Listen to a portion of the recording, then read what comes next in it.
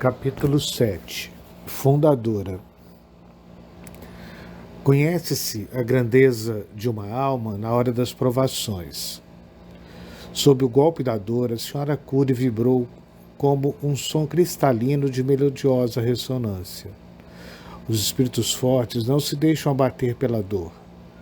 E a senhora Cury era uma dessas personalidades que, tocadas, produzem vibrações infinitas.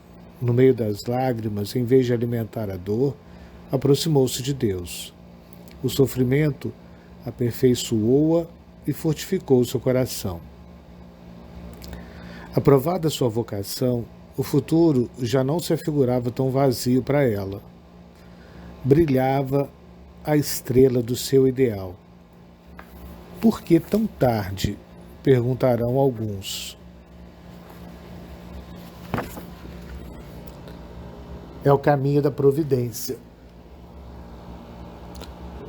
Que o respeitemos e, mais ainda, que o amemos. Também os operários da 11ª hora recebem tanto quanto os da primeira. O que importa é colaborar com a graça e dar tudo o que temos, tudo o que somos. É servir a um Senhor único. É pensar somente em sua glória e no bem dos irmãos. Deus quis dar à futura congregação uma fundadora que fosse o reflexo do coração de Maria, amadurecida no sofrimento e aprofundada na oração, afeita à luta, conhecedora do mundo e do seu vazio, coração cheio de ternura materna, nunca extravasada.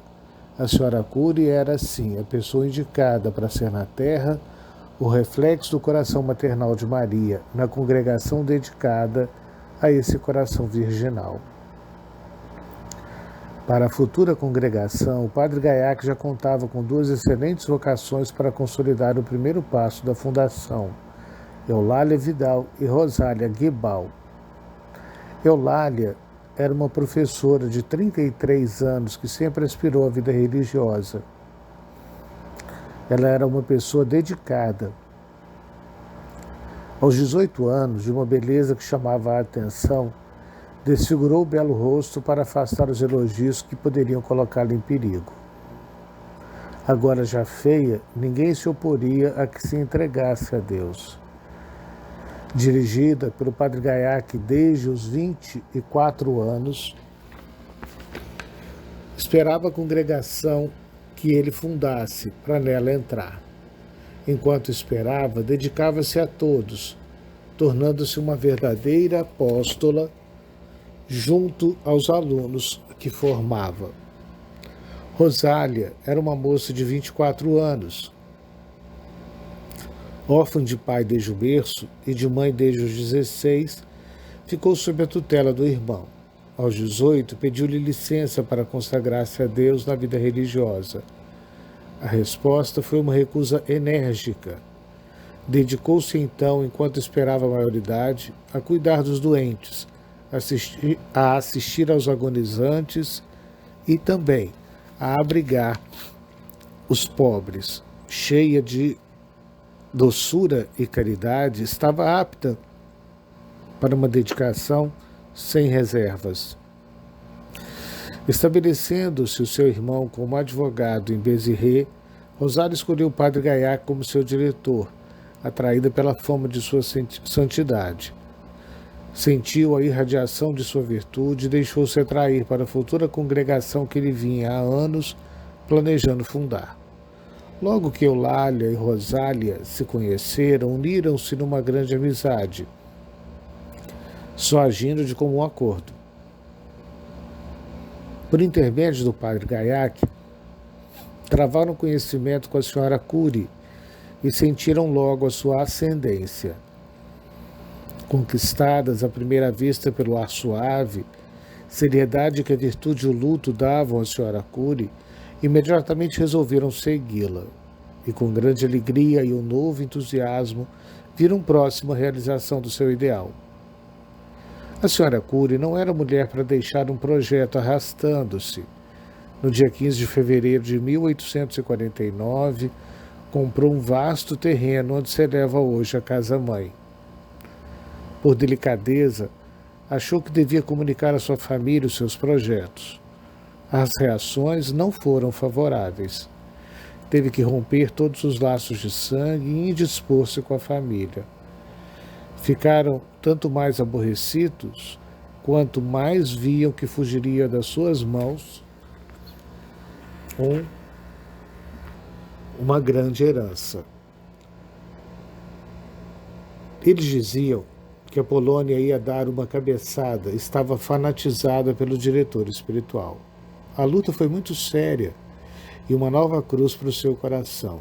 A senhora Cury, porém, estava decidida e já vivia plenamente o seu Deus assim o quer. Nessa disposição, ela enfrentaria um exército, mas não cederia uma polegada sequer daquilo que sua consciência lhe mostrasse que era o seu dever. Dom Thibault fixou a data de 24 de fevereiro de 1849, um sábado, como primeiro aniversário da Revolução de 1848, para a fundação do Instituto. O pequeno grupo estava preparado. No dia 23, o padre Gaiac escreveu à senhora Cury muito entusiasmado: minha boa filha, Deus está conosco. Por conseguinte, isto é um pequeno sofrimento, mas as coisas se arranjarão. Não posso ir hoje à tarde, vê-la-ei amanhã e espero que seja o dia da entrada. Deus e Maria lhe darão coragem e lá seremos apoiados por Deus. Um pequeno sofrimento, mas seremos apoiados por Deus. Por isso, nada de receios, embora se esteja partindo para o desconhecido. Na tarde do dia 24, a senhora Cury visitou um a um os aposentos de sua suntuosa casa, onde tantas recordações se aninhavam. Aproximando-se de sua penteadeira, contemplou pela última vez as suas joias.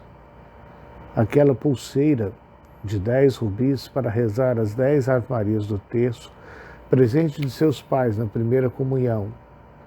As pérolas e os brilhantes, presentes de Eugênio no noivado e no casamento. Os alfinetes de valor das gravatas do marido e seu anel de advogado. Os cordões de ouro de 3 e de 5 voltas. O reloginho de cintura, os brincos e as pulseiras, tudo em ouro e pedras preciosas. Cada um lhe contava sua história de Natal, de Ano Novo, de Páscoa e aniversários.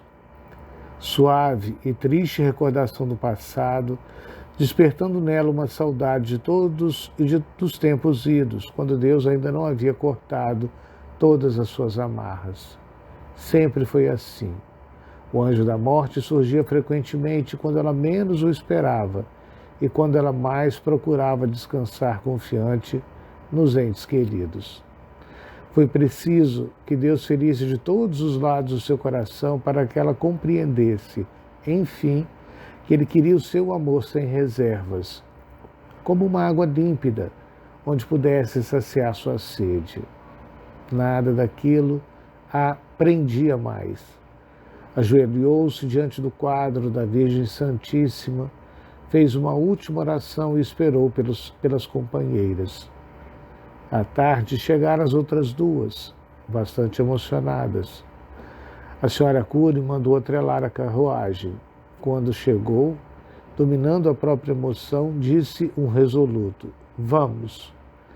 Pisando pela última vez os tapetes de sua casa, saiu e as 3 instalaram-se na carruagem. O chicote estalou e os cavalos partiram a galope. Percorreram diferentes avenidas até entrarem nas estreitas ruas de Santo Afrodísio. O percurso foi feito em silêncio, o silêncio dos grandes momentos. Lá as esperava o padre Gaiac comovido, mais do que a sua fisionomia demonstrava. Quando a porta se fechou, a senhora Cury ajoelhou-se. Meu pai, aqui estamos. E pediu-lhe que as abençoasse. As outras duas seguiram seu caminho. Levantando-a, o padre Gaiac as levou à capela. que se passou então no segredo de seus corações? Qual a oração que aqueles 4 fizeram?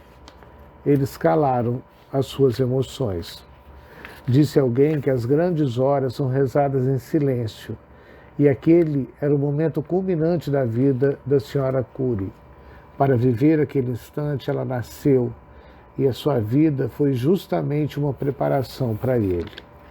O relógio batia a hora nítida, 16 horas. Naquele instante começava a geração do Sagrado Coração de Maria. Começava também uma história cheia de incertezas, mas transbordante de esperanças. A senhora Curie lera na missa daquela manhã: singularmente se tem honrado, Senhor, os teus amigos, e muito se firmou o seu império. Se me ponho a contá-los, o número deles excede as areias do mar. Cumpriste os desejos do seu coração e não recusaste atender às súplicas de seus lábios. A senhora Curie estava cheia de confiança. Aos 40 anos, sentia o vigor dos 20. Deus ouviria a súplica de seus lábios e cumpriria os desejos de seu coração. Ela não ficaria sozinha.